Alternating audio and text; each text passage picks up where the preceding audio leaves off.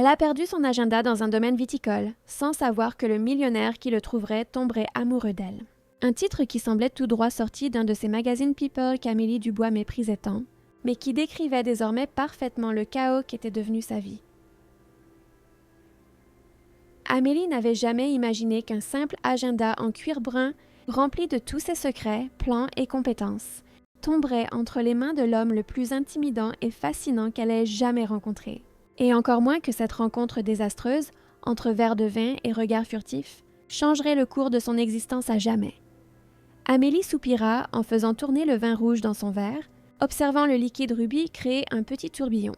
Le domaine de la vallée sereine, près de Bordeaux, était une rareté, une oasis de tranquillité à seulement 40 minutes du chaos de la capitale girondine.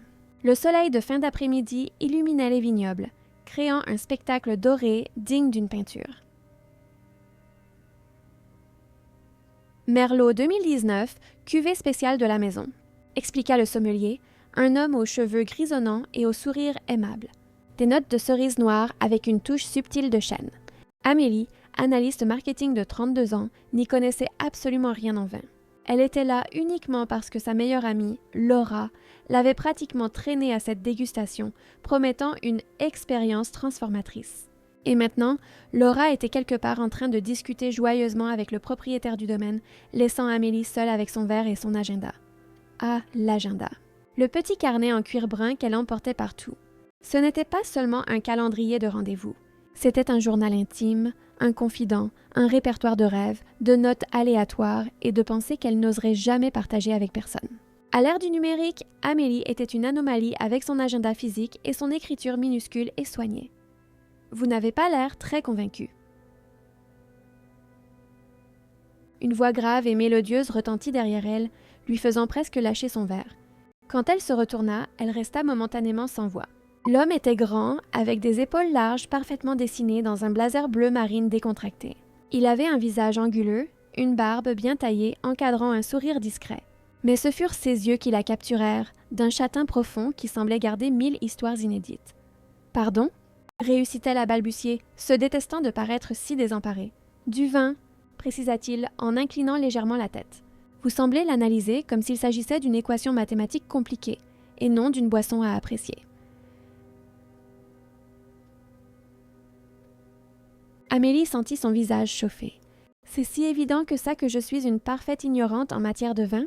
L'inconnu sourit, un sourire qui n'atteignait pas complètement ses yeux. « Disons que vous n'avez pas cet air prétentieux de quelqu'un qui s'apprête à disserter sur les notes de tabac et la finale persistante. »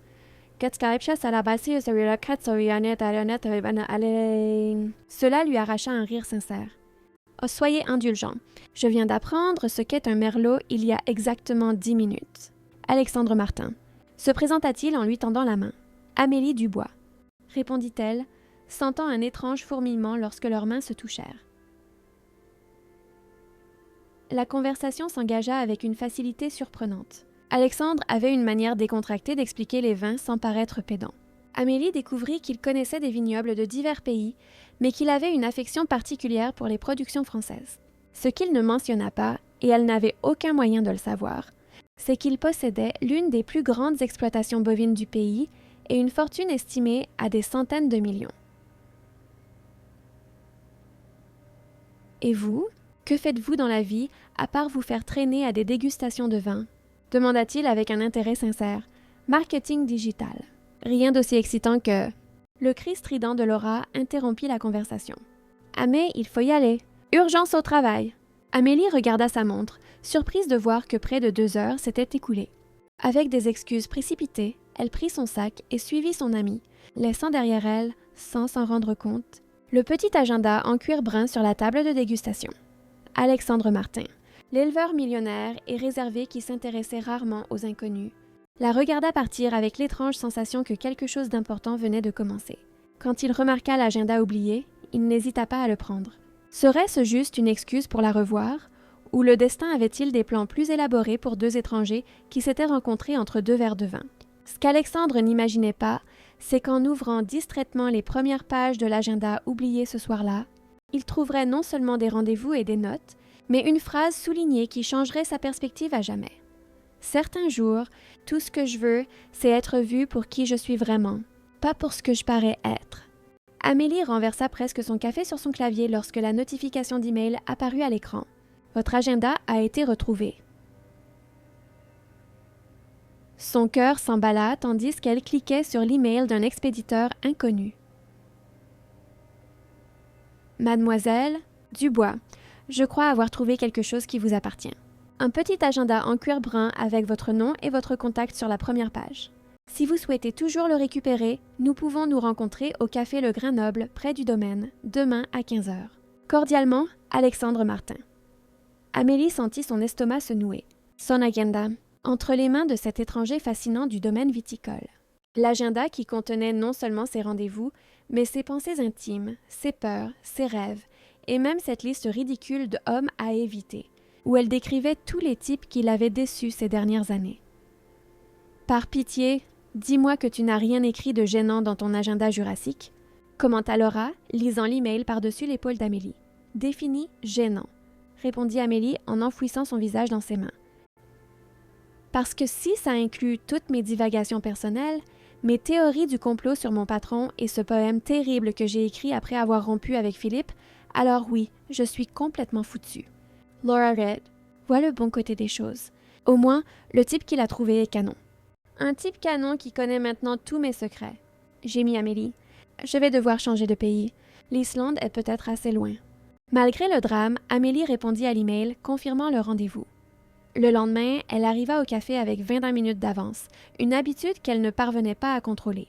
Le Grain Noble était chaleureux, avec des tables en bois sombre et un arôme qui justifiait parfaitement le nom de l'établissement. Quand Alexandre entra, ponctuellement à 15 h, Amélie faillit ne pas le reconnaître. Il portait un jean et un simple t-shirt, semblant plus accessible et moins intimidant que la veille. Presque Amélie. Il la salua avec un sourire qui semblait sincère. Les rencontres fortuites n'arrivent généralement pas 2 fois. Techniquement, celle-ci n'est pas fortuite, répondit-elle, essayant de contrôler sa nervosité. Vous êtes ici pour me rendre quelque chose que, j'espère, vous n'avez pas exploré trop en profondeur.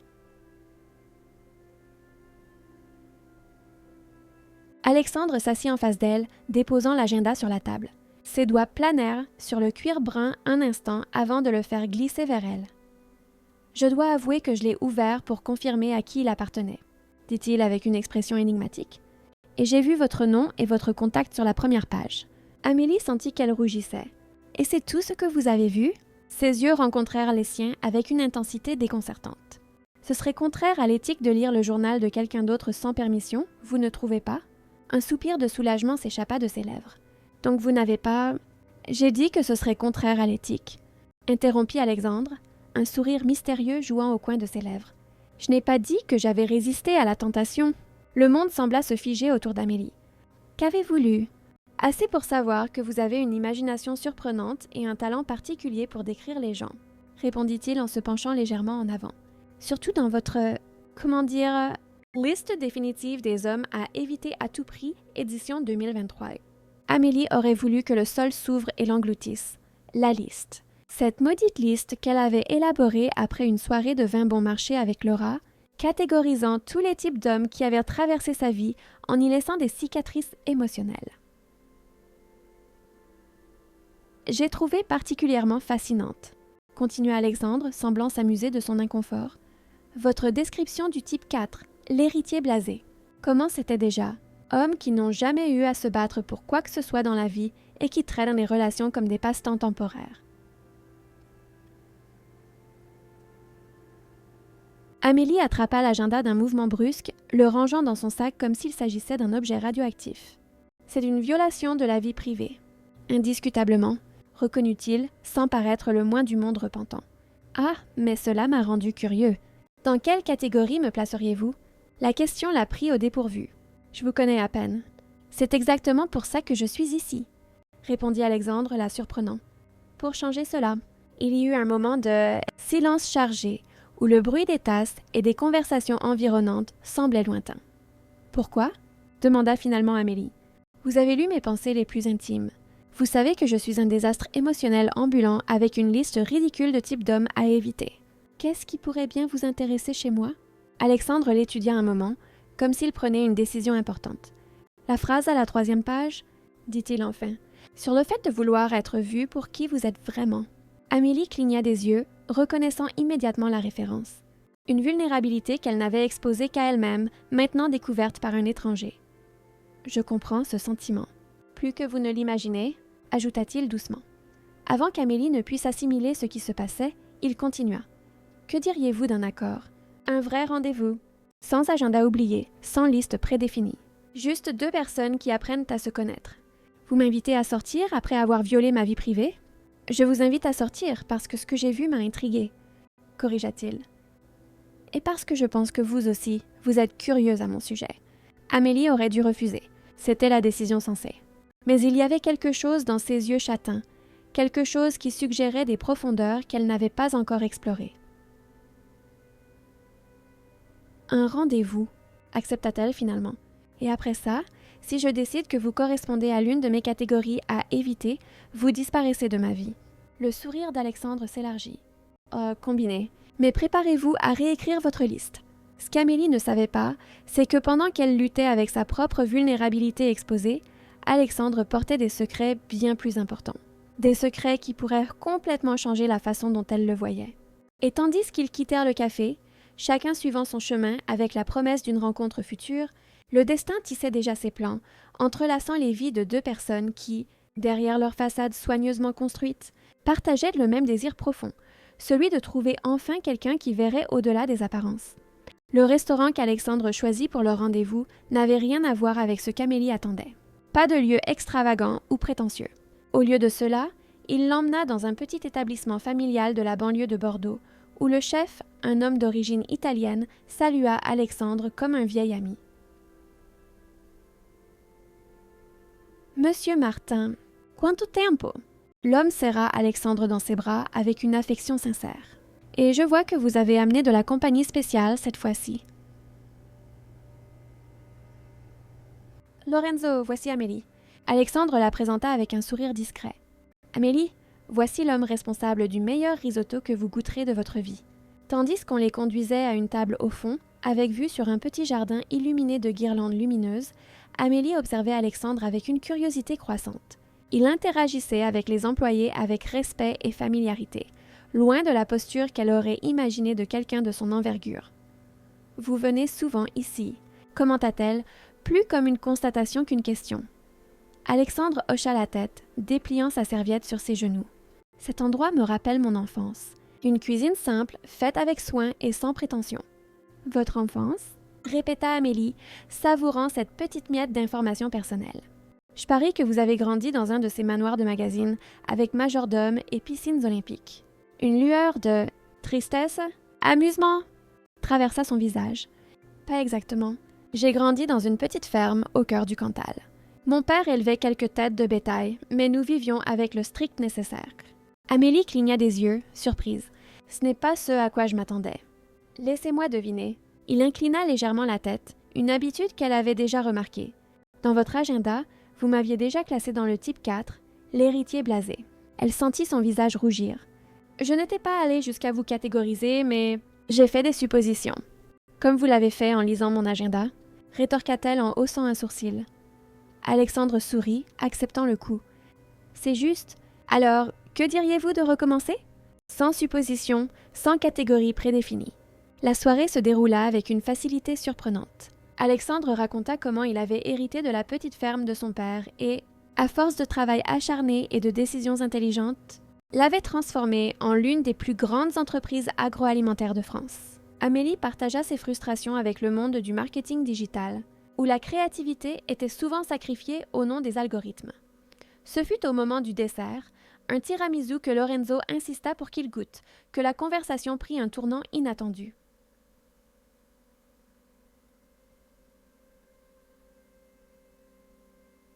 Alors, quelle est votre plus grande peur ?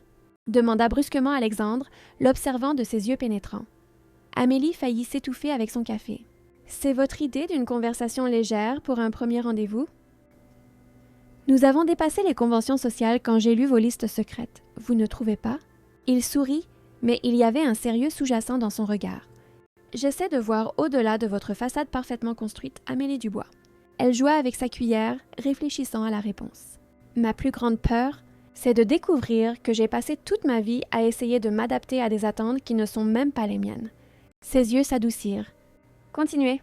J'ai 32 ans. Selon le grand scénario de la vie qu'on nous vend, je devrais déjà avoir une carrière établie, peut-être un mariage, des projets d'enfants.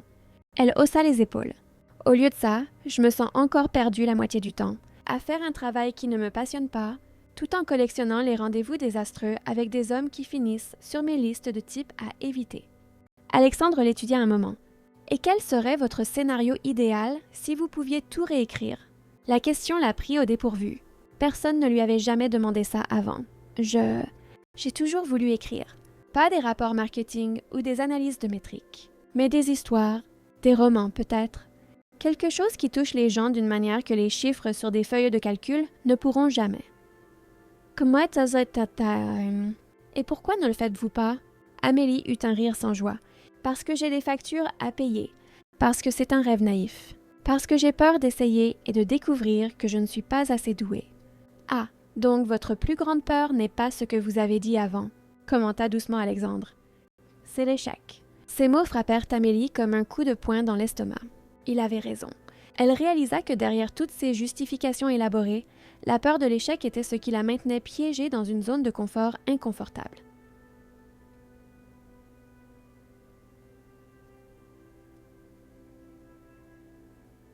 À vous, dit-elle pour détourner l'attention, se sentant soudain vulnérable. Quelle est la plus grande peur du très prospère Monsieur Martin? Alexandre resta silencieux si longtemps qu'Amélie crut qu'il n'allait pas répondre. Quand il parla enfin, sa voix avait une qualité différente, plus basse, plus brute.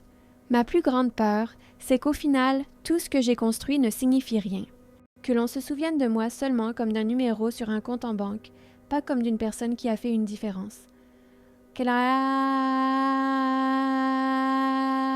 Amélie sentit quelque chose changer entre eux à cet instant, une barrière invisible s'effondrant. Comment quelqu'un qui élève et commercialise du bétail à grande échelle peut-il sentir qu'il ne fait pas de différence? Demanda-t-elle, sincèrement curieuse. Vous nourrissez littéralement les gens. Un sourire énigmatique joua sur ses lèvres. Il y a plus dans ma vie que le bétail, Amélie, bien plus. Avant qu'elle ne puisse demander ce qu'il voulait dire, le téléphone d'Alexandre vibra. Il regarda l'écran et une ombre traversa son visage. « Je dois prendre cet appel, » dit-il en se levant déjà. « Excusez-moi. » Amélie l'observa sortir dans le jardin, sa posture changeant subtilement alors qu'il parlait au téléphone. Il y avait une tension dans ses épaules qui n'était pas là auparavant. Quand il revint quelques minutes plus tard, quelque chose avait changé. L'Alexandre détendu et ouvert d'il y a quelques instants avait été remplacé par quelqu'un de plus réservé. « Tout va bien ?» demanda-t-elle. « Une situation avec l'une de mes affaires, » répondit-il vaguement. « Rien dont vous ayez à vous préoccuper. » Mais Amélie sentit que quelque chose n'allait pas. Et pour la première fois depuis qu'elle l'avait rencontré, elle vit une fissure dans la façade parfaitement contrôlée d'Alexandre Martin. Une vulnérabilité qui, étrangement, le rendait encore plus intrigant. Le reste de la soirée se déroula sur un rythme différent, avec des conversations plus superficielles. Quand Alexandre la déposa chez elle, il y avait une distance entre eux qui n'existait pas pendant le dîner.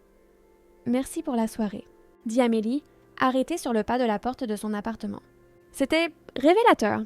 Alexandre sourit, mais le sourire n'atteignit pas ses yeux. « C'est moi qui vous remercie, et je m'excuse pour la fin abrupte. » Elle voulait demander ce qui s'était passé, ce que signifiait cet appel, mais elle sentit que ce n'était pas le moment. « On peut se revoir ?» demanda-t-il, la surprenant. Amélie hésita. Il y avait quelque chose chez Alexandre Martin qui la fascinait et l'effrayait à la fois. Il était complexe, plein de couches qu'elle commençait à peine à effleurer. « Oui, » répondit-elle finalement, « mais la prochaine fois, c'est moi qui choisis l'endroit. » Quand il se pencha pour l'embrasser, ce fut un baiser doux, presque hésitant. Un baiser qui promettait plus, mais qui gardait aussi des secrets. Et tandis qu'Amélie fermait la porte derrière elle, elle ne pouvait s'empêcher de penser qu'il y avait quelque chose chez Alexandre Martin qu'il ne disait pas. Quelque chose qui pourrait tout changer entre eux. Ce qu'elle ne savait pas, c'est que cette même nuit, Alexandre faisait face à une crise qui menaçait non seulement ses affaires, mais potentiellement sa liberté. Et que la peur qu'il avait partagée avec elle, celle de ne pas faire de différence, était sur le point d'être testée d'une manière qu'aucun d'eux n'aurait pu prévoir. 3 jours passèrent sans aucune nouvelle d'Alexandre. Amélie alternait entre inquiétude, irritation et une tentative forcée d'indifférence qui ne la trompait même pas elle-même. Le matin du 4e jour, alors qu'elle prenait son café au petit comptoir de sa cuisine, son téléphone vibra. « Mon Dieu, Amé !» cria presque Laura à l'autre bout du fil. « Tu as vu ce qui se passe? C'est dans tous les journaux. »« De quoi tu parles ?» demanda Amélie, encore somnolente. « Ton bel homme du vignoble, Alexandre Martin. Il fait l'objet d'une enquête pour son implication présumée dans un système d'accaparement de terre en Amazonie. Ils disent là qu'il a utilisé des sociétés écrans pour acheter des zones de préservation et les transformer en pâturage. Pour le bétail !» Amélie eut l'impression de recevoir un coup de poing dans l'estomac. Elle ouvrit rapidement son ordinateur portable et tapa le nom d'Alexandre. Les gros titres explosèrent à l'écran. Le magnate de l'élevage sous enquête, Alexandre Martin accusé de crimes environnementaux, un empire de l'agroalimentaire, construit sur la déforestation illégale. La police financière enquête sur un schéma d'accaparement de terre impliquant l'homme d'affaires. Les photos. Alexandre sortant d'un immeuble, entouré d'avocats, le visage habituellement serein maintenant marqué par la tension. Amélie sentit le monde tourner autour d'elle. C'était donc ça, l'appel téléphonique au restaurant?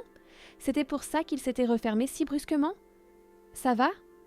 La voix inquiète de Laura ramena Amélie à la réalité. Je ne sais pas, répondit-elle honnêtement. J'ai besoin d'encaisser ça. Après avoir raccroché, Amélie resta immobile, fixant les gros titres. Il y avait quelque chose qui n'allait pas. L'Alexandre qu'elle avait connu, qui avait parlé avec tant de passion de ses origines modestes, de son désir de faire la différence, serait-il capable de détruire la forêt par cupidité? L'homme qui lui avait fait remettre en question ses propres peurs et aspirations, était-il vraiment le méchant que les journaux décrivaient? Le téléphone sonna de nouveau. Numéro inconnu. Amélie. La voix d'Alexandre était différente, épuisée, tendue. « Pourquoi ne m'as-tu rien dit ?» demanda-t-elle immédiatement, surprise par la rancœur dans sa propre voix. Un lourd soupir à l'autre bout. « Ce n'est pas ce que ça en a l'air. Je peux te voir? J'ai besoin de t'expliquer. Personnellement. » Toute logique lui dictait de s'éloigner, de ne pas s'impliquer avec un homme sous le coup d'une enquête, dont le nom était traîné dans la boue. Mais il y avait quelque chose dans sa voix. Du désespoir, oui, mais aussi une sincérité qu'elle ne parvenait pas à ignorer. « Où ?» fut tout ce qu'elle demanda. 1 heure plus tard, Amélie le retrouva dans un parc tranquille de la banlieue de Bordeaux. Il semblait avoir vieilli de plusieurs années en quelques jours. Des cernes profonds, une barbe naissante, les épaules courbées sous le poids de soucis invisibles. « Merci d'être venu, » dit-il simplement quand elle s'assit à côté de lui sur le banc. « Explique-moi, » exigea Amélie sans détour. Alexandre passa la main dans ses cheveux ébouriffés. Les accusations sont partiellement vraies. Des terres en Amazonie ont été achetées en utilisant des sociétés écrans et transformées en pâturage. Mais ce n'était pas sous mes ordres. De qui alors? Mon associé, Marc Vigneault. Nous sommes partenaires depuis des années. Il s'occupe de l'expansion territoriale pendant que je gère la production et la commercialisation. Alexandre la regarda droit dans les yeux. J'ai découvert ce qui se passait il y a 3 mois. C'est ce que cet appel au restaurant a confirmé, que l'enquête était remontée jusqu'à nous. Amélie essayait d'absorber tout cela. Et tu ne savais rien avant? Comment est-ce possible? Marc a tout gardé dans un système parallèle. Il a utilisé notre nom, notre réputation, mais a caché l'origine des nouvelles propriétés. La voix d'Alexandre trembla. J'ai été négligent, Amélie. J'aurais dû vérifier. J'aurais dû me demander comment nous nous développions si rapidement. C'est ma faute aussi, par omission. Et maintenant? Maintenant, je collabore avec les autorités. Je leur donne tout ce que je sais, tous les documents que j'ai pu réunir. Mais mon nom. Il déglutit péniblement. Mon nom et tout ce que j'ai construit vont s'effondrer. Des décennies de travail honnête entachées par une terrible erreur de jugement. Amélie étudia son visage, cherchant des signes de mensonge, de manipulation. Mais tout ce qu'elle vit, ce fut un homme brisé, faisant face aux conséquences de sa confiance mal placée. « Pourquoi me racontes-tu tout ça? Pourquoi est-ce que ça t'importe ce que je pense? » Alexandre la regarda avec une vulnérabilité qui la désarma complètement. Parce que ce soir-là, au restaurant, pour la première fois depuis des années, je me suis sentie vue pour qui j'étais vraiment. Pas l'homme d'affaires à succès ou le nom dans les journaux. Juste, moi. Les mots firent écho à ce qu'Amélie avait écrit dans son agenda, son désir le plus profond d'être vraiment vue. « Que va-t-il se passer maintenant ?» demanda-t-elle doucement. « Je vais perdre beaucoup, probablement la plupart de mes affaires, certainement ma réputation. Je risque des poursuites pénales, bien que mes avocats pensent que ma collaboration fera une différence. » Il eut un sourire triste. Cette peur que j'ai partagée avec toi de ne pas faire de différence. J'ai maintenant la chance de faire la bonne différence, même si ça me coûte tout. Amélie sentit quelque chose changer en elle. L'homme en face d'elle n'était pas parfait, loin de là. Il avait été négligent, avait fait trop confiance, avait fermé les yeux sur des signes qu'il aurait dû voir. Mais maintenant, il faisait face aux conséquences. Il assumait ses responsabilités. Il essayait de réparer ce qui pouvait l'être. « Qu'est-ce que je peux faire ?» demanda-t-elle, surprenant les deux. Alexandre cligna des yeux, confus. « Tu veux m'aider? Après tout ça? » « Je ne dis pas que j'approuve ce qui s'est passé, » clarifia Amélie, « ou que je comprends complètement ton rôle là-dedans. Mais... » Elle hésita, cherchant les mots justes. « Je crois aux secondes chances, à la rédemption. Et si tu es vraiment engagé à faire ce qu'il faut maintenant, je veux être à tes côtés. » Une larme solitaire coula sur la joue d'Alexandre. « Pourquoi? Tu me connais à peine. La plupart des gens me fuient comme si j'avais une maladie contagieuse. » Amélie lui toucha gentiment le visage, se surprenant elle-même par ce geste. Peut-être parce que j'ai vu quelque chose en toi ce soir-là au restaurant, quelque chose au-delà de l'homme d'affaires, au-delà des gros titres. Et aussi, elle hésita. Parce que je sais ce que ça fait d'être jugée avant même d'avoir eu la chance de raconter son histoire.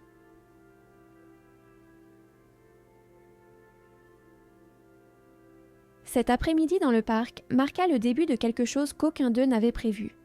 Dans les semaines qui suivirent, alors que la procédure judiciaire se déroulait, Amélie devint non seulement une présence constante dans la vie d'Alexandre, mais aussi une voix de raison et d'espoir. Elle l'aida à organiser des documents, à préparer des déclarations publiques et, surtout, à ne pas perdre foi en lui-même lorsque tout semblait s'effondrer. Le scandale, comme prévu, détruisit une grande partie de l'empire qu'Alexandre avait construit. La plupart des contrats furent annulés, les investisseurs se retirèrent et la presse fit de lui le méchant parfait, le magnate cupide qui sacrifiait la forêt pour le profit. Mais loin des projecteurs, une autre histoire se déroulait.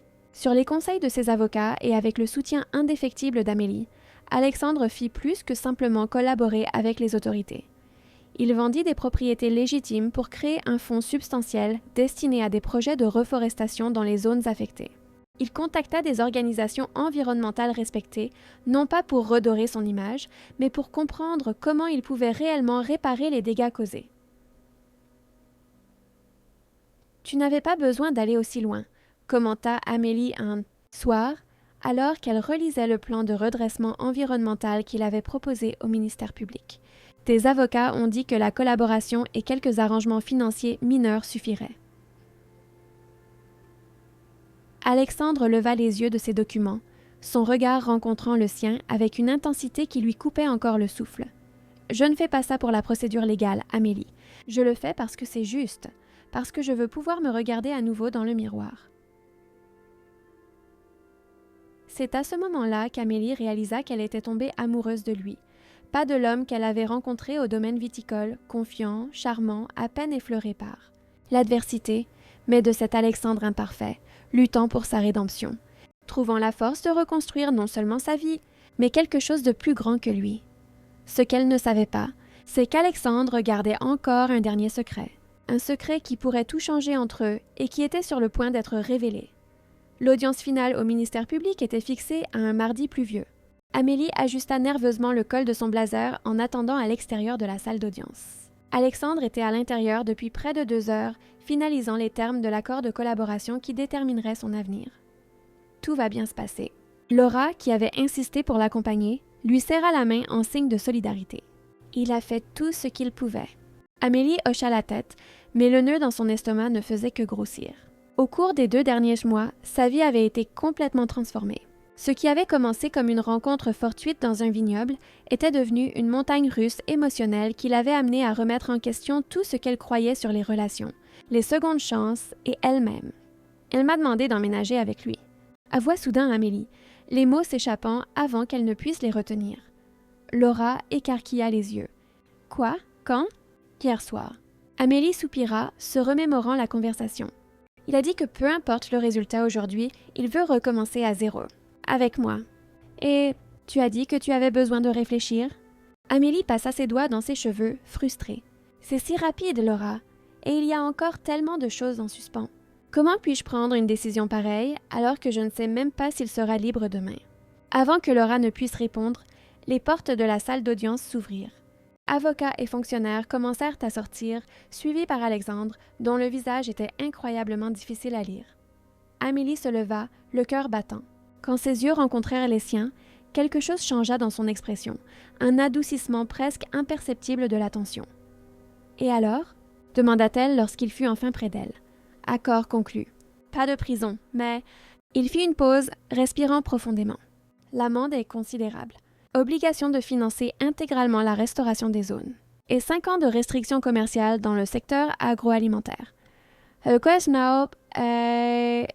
Tu es libre. » souffla Amélie, la réalité s'installant enfin. Un sourire fatigué transforma le visage d'Alexandre. Libre, mais pratiquement ruiné, l'Empire Martin est officiellement réduit à presque rien. Mais tu as toujours la ferme d'origine, n'est-ce pas? Celle de ton père? Oui, celle-là, personne ne peut me l'enlever. C'est là que je vais maintenant, pour recommencer à zéro. Il hésita, ses yeux cherchant les siens. Mon offre tient toujours, Amélie. Viens avec moi. Laura se racla la gorge de façon théâtrale. Je crois que vous avez besoin d'intimité. Je serai dehors, à prétendre que je ne meurs pas d'envie de connaître la fin de ce feuilleton.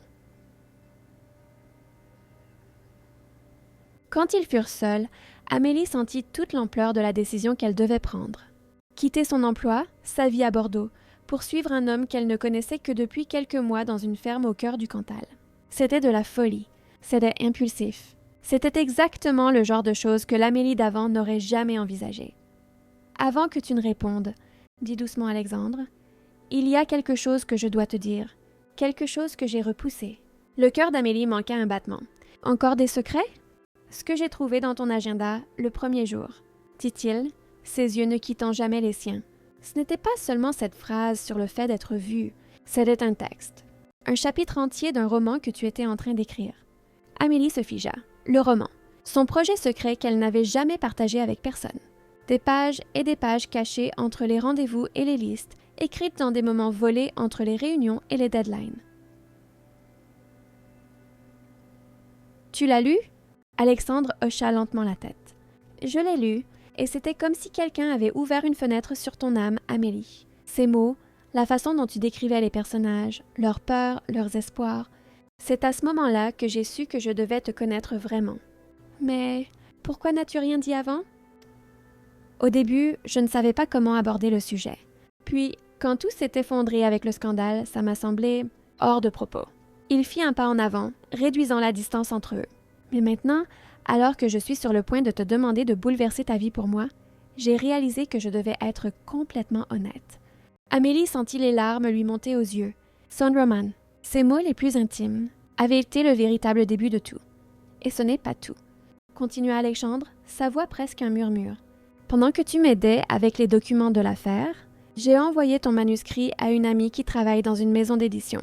Je n'ai pas utilisé ton nom, j'ai juste demandé de le lire.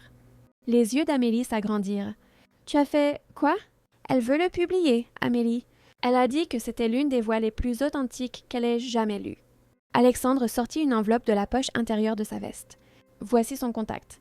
Et les termes préliminaires qu'elle propose. La décision te revient, bien sûr. » Amélie prit l'enveloppe avec des mains tremblantes, incapable d'assimiler ce qui se passait. Son Roman. Une proposition de publication. La chance de réaliser le rêve qu'elle avait mentionné ce soir-là au restaurant. « Pourquoi ferais-tu ça pour moi? » demanda-t-elle, la voix brisée. Alexandre lui prit doucement le visage entre ses mains. « Parce que je t'aime, Amélie Dubois. J'aime ton honnêteté brutale, ta compassion inattendue, ta force quand tout s'effondre. J'aime même tes listes ridicules de types à éviter. » Son regard devint plus intense. « Et si nous devons recommencer ensemble, je veux que ce soit en te voyant suivre tes propres rêves, pas seulement les miens. » Là, dans le couloir d'un tribunal, entouré par le brouhaha des avocats et des fonctionnaires, Amélie prit sa décision. Non pas basée sur des listes soigneusement catégorisées ou des attentes sociales, mais sur ce que son cœur lui disait être vrai. « Oui, dit-elle simplement, je viens avec toi. » Le baiser qui scella cette promesse fut différent de tous les précédents.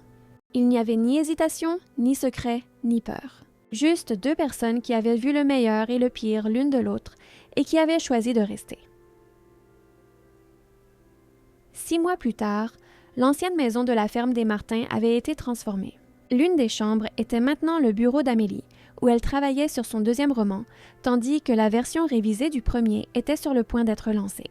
Dans la grange rénovée, Alexandre mettait en œuvre un projet pilote d'élevage durable, cherchant à prouver qu'il était possible d'élever du bétail sans dévaster l'environnement. Ce n'était pas la vie qu'Amélie avait imaginée pour elle-même. C'était infiniment mieux. Et chaque matin, lorsqu'elle se réveillait aux côtés d'Alexandre et regardait le soleil se lever sur les champs verdoyants, elle pensait à l'ironie de la façon dont tout avait commencé. Un agenda perdu dans un domaine viticole, un millionnaire qui n'était plus millionnaire, et 2 cœurs qui, contre toute attente, avaient trouvé exactement ce dont ils avaient besoin l'un chez l'autre. Épilogue. Le domaine de la vallée sereine était particulièrement beau en cet après-midi d'automne. Les vignes, chargées de raisins mûrs, créaient un tapis de verre et de pourpre sous le ciel orangé du crépuscule.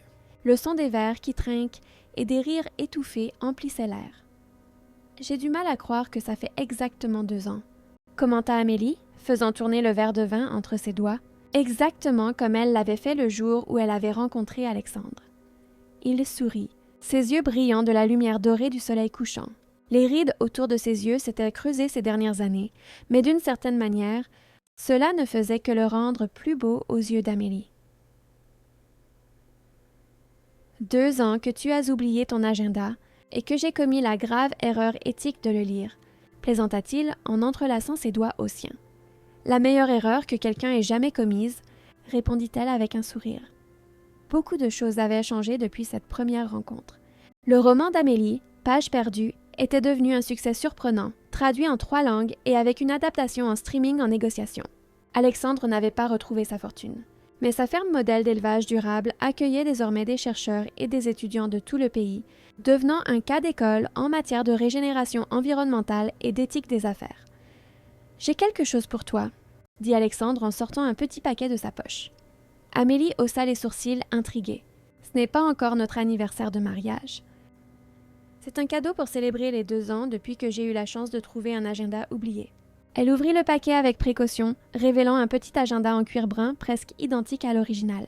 « Ouvre-le » l'encouragea-t-il doucement. Sur la première page, il n'y avait qu'une seule phrase, écrite de la main forte et inclinée d'Alexandre. « Pour Amélie, qui m'a appris que parfois, on perd quelque chose de petit pour trouver quelque chose de bien, plus grand, avec tout mon amour, Alexandre. » Et en dessous, caché dans un compartiment secret de la couverture, une petite enveloppe. À l'intérieur, l'acte de propriété du domaine de la vallée sereine, désormais au nom d'Amélie Dubois-Martin. « Alexandre » s'exclama-t-elle, les yeux écarquillés. « Comment... Tu ne peux pas... »« Je peux et je l'ai fait, » répondit-il avec un sourire serein. « Cela a pris du temps, des négociations, et une partie de nos bénéfices du projet de la ferme. Mais c'est fait.